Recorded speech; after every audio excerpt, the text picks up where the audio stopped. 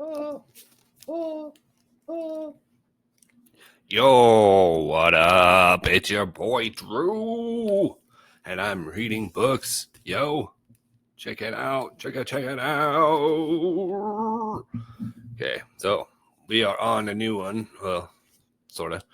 And it is called DogBreath Victorious by Chad Henry.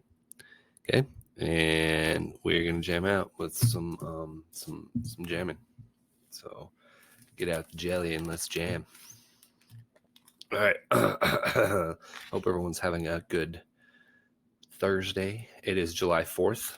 Happy birthday, America. Hope everyone has an amazing day and doesn't blow off any of their fingers. So be careful when you're out there blowing shit up. Okay. Excuse my French. We're on chapter 2. And I'm excited because I have no idea where the story's going to go. I can't remember. Here we go. Chapter 2.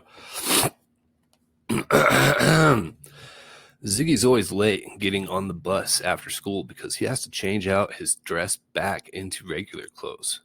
Maybe I should explain. Back when all this happened in Seattle, it was considered very freeing among some of us of the really outer limits rock culture music guys to wear dresses or skirts, usually with combat boots and thermal underwear. It's what Kurt did. But parental hysteria being what it is, Ziggy's dad wouldn't let him wear dresses to school, so Ziggy hid dresses in his girlfriend Natasha's locker, then changed into them when he got there. You can imagine it drove Mr. Thompson completely non-compos mentis.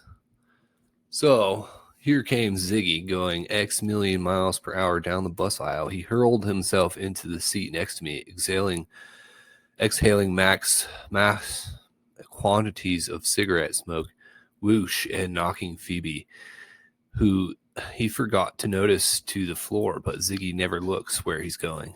He shoved his crumpled, dirty, greasy sheet of paper in my face. Read this, Timmer. It's us. It's karma. He crowed. He crowed. The flyer read. Rad band contest at Ludefinger's Dirt Club Saturday night. Come on.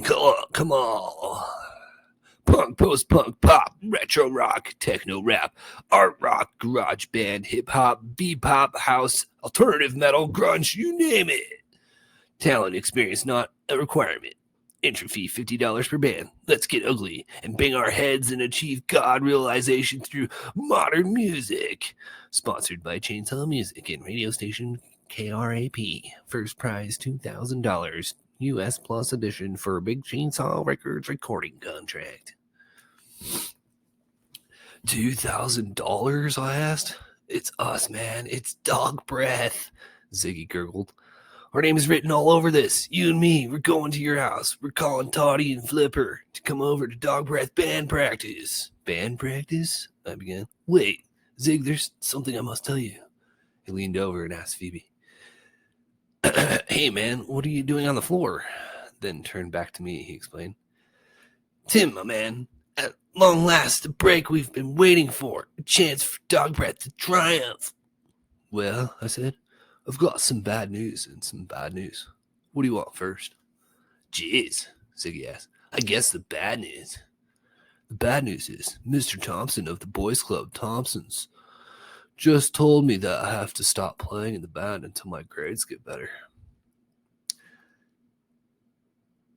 Never happened. What's the bad news? Ziggy asked.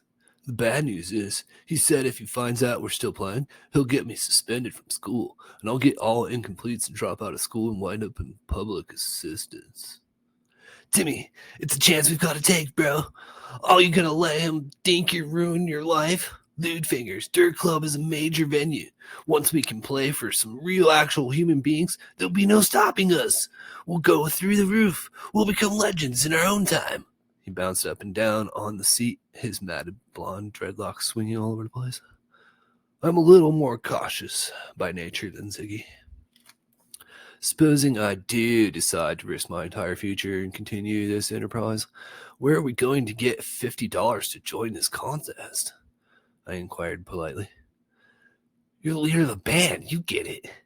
Where am I supposed to get $50? You get it, I suggested. Get it from your mom, man, Ziggy said. We're so poor, I reminded him. The mice are so stoop-shouldered. My mom even kept the $50 my grandma sent me for Christmas. That is child abuse, dude.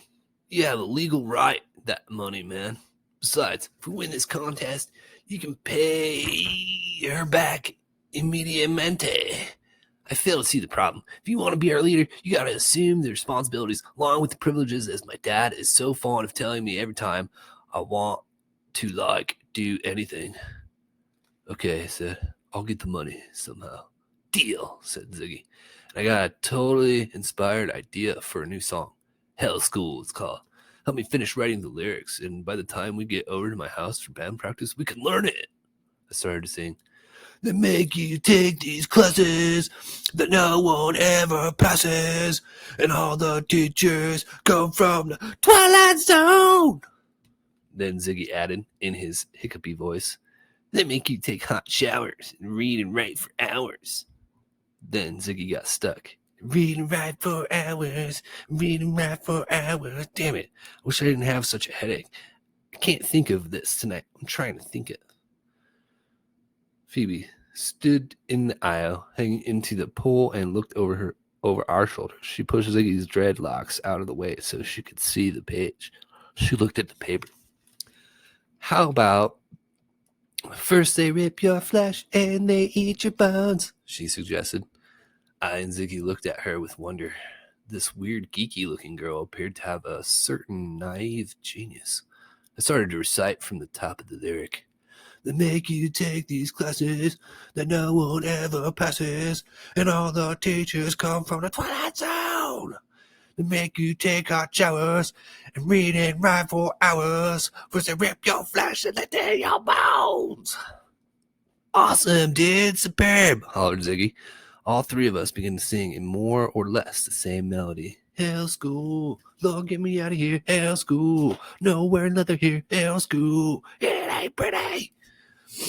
Ziggy started jumping up and down on the seat. It's beyond brilliant, dudes. A work of genius.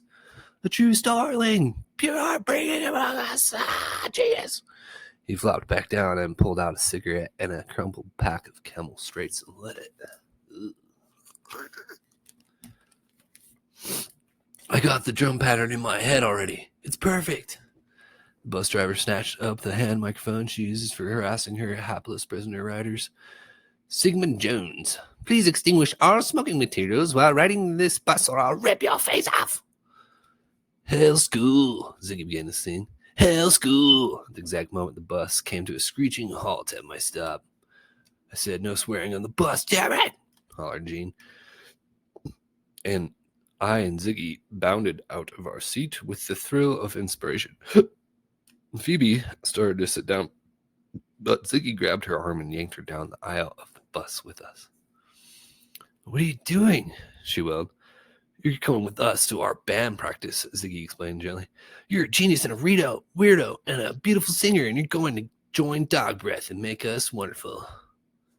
I am, Phoebe replied, clumping up the aisle toward the door. Jean snarled at us as we exited. Down, Jean, Ziggy commanded.